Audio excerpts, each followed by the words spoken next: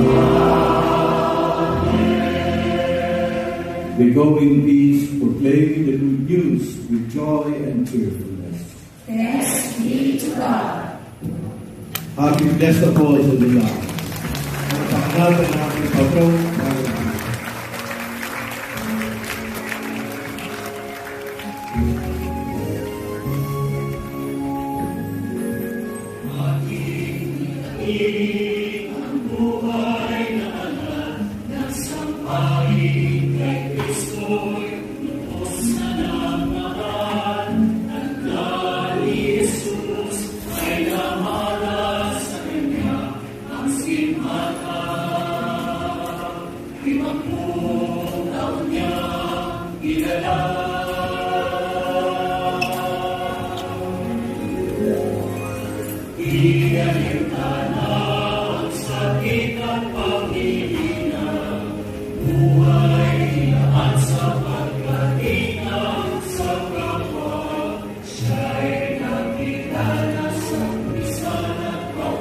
Isang pagkasa